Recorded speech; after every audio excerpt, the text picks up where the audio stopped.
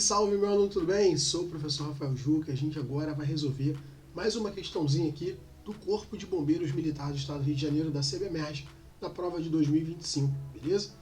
Então, atenção aí a essa questão tranquila também sobre lançamento oblíquo, tá certo? Mas, assim, a gente tem que ter aquele cuidado, porque tem questões aqui que cobram um pouquinho mais da gente, do raciocínio e também de conhecer ali os conceitos, tá certo? Vamos ao quadro, se liga. Para conter um incêndio no terraço de um prédio, inicialmente um canhão de água de um caminhão de bombeiros é mantido a uma inclinação constante. Sabe-se que a altura entre o ponto B de saída de água e o solo é 4 metros, e que a altura máxima que o jato consegue atingir, representada pelo ponto A, é 26 metros. Como ilustra o esquema. Considerando a resistência do ar nula, G igual a 10 metros segundo ao quadrado, a velocidade mínima da água ao ser esguichada pelo caminhão nessa situação em metros por segundo é aproximadamente D. Então vamos lá, preste atenção, se liga aqui agora. Aqui está o vetor velocidade da água, o vetor velocidade inicial, tá certo? Então o vetor velocidade inicial é esse aqui, ó. Tá certo? Então V0.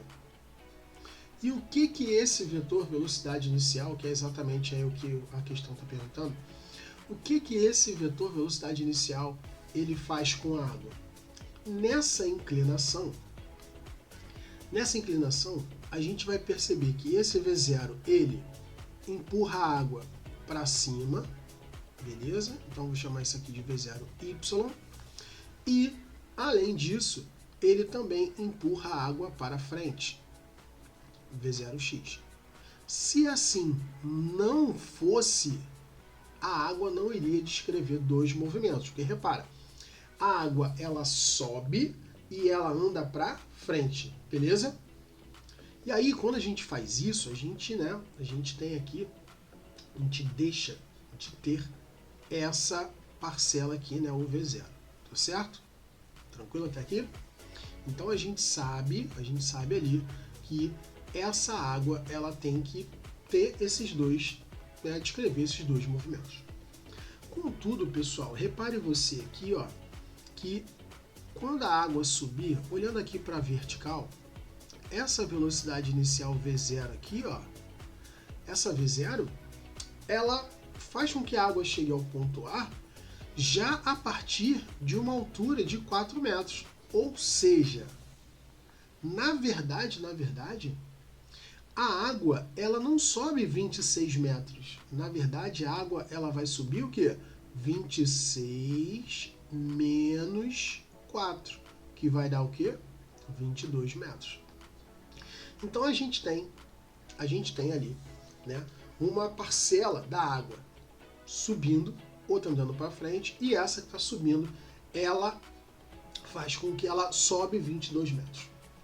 Outra parada interessante que eu quero que você perceba e pense comigo é o seguinte: quando a água percorrer a parcela aqui vertical, a direção vertical ainda, o que ela vai ter aqui?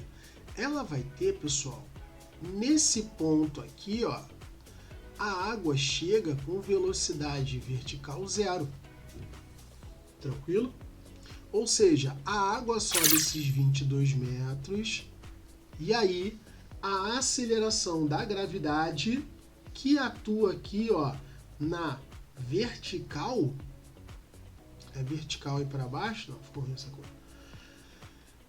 Essa aceleração da gravidade, que é vertical e para baixo, ela desacelera a água até que ela chegue ali naquele ponto com velocidade 0.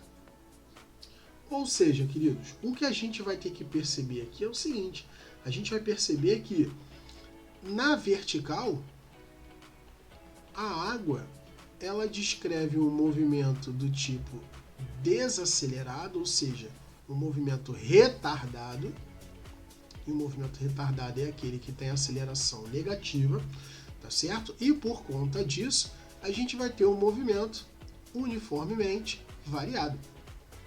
Sendo assim, queridos, como ele está querendo saber a velocidade mínima da água ali, pessoal, olha só, a gente vai aplicar a equação de Torricelli.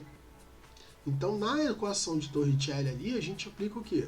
velocidade final ao quadrado é igual a velocidade inicial ao quadrado mais 2 vezes A vezes D. Tranquilo? Então aqui, ó, substituindo os valores, o que a gente tem? A gente tem aqui, lá no final, vai dar 0, 0 ao quadrado é o próprio zero. A velocidade inicial na vertical é o nosso V0y ao quadrado, mais 2 vezes A, como eu falei para vocês aqui, a aceleração é menos 10, porque a aceleração da gravidade está atrapalhando e tudo que atrapalha na vida é negativo, vezes a distância percorrida pela água na vertical, que é 22. E aí a gente vai ter aqui que 0 é igual a V0y ao quadrado, mais com menos dá menos.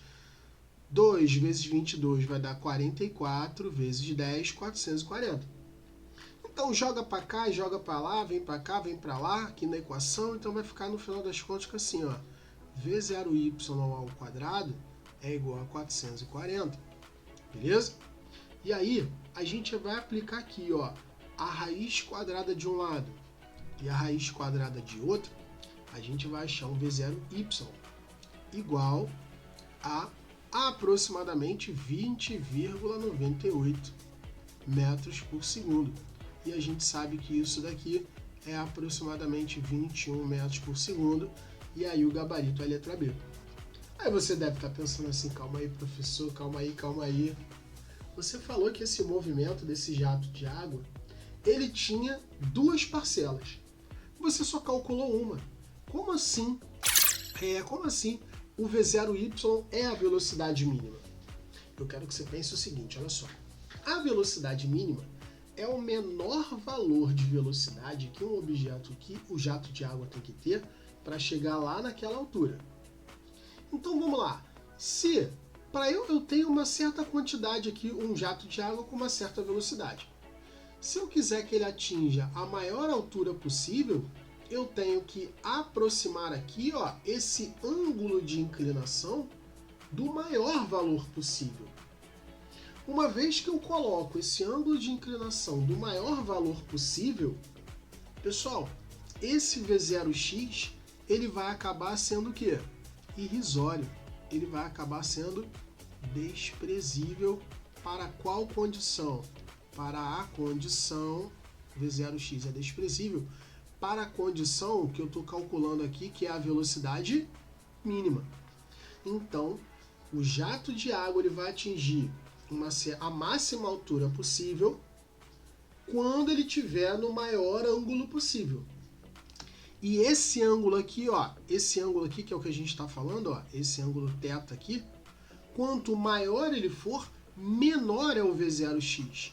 Beleza? Então, se a gente tem o maior ângulo possível, significa que a gente vai ter o maior V0y possível e o menor V0x, ou seja, a gente torna ele desprezível. Tranquilo? Então é isso, querido. Valeu, valeu. Um abraço. Até a próxima. Tchau, tchau.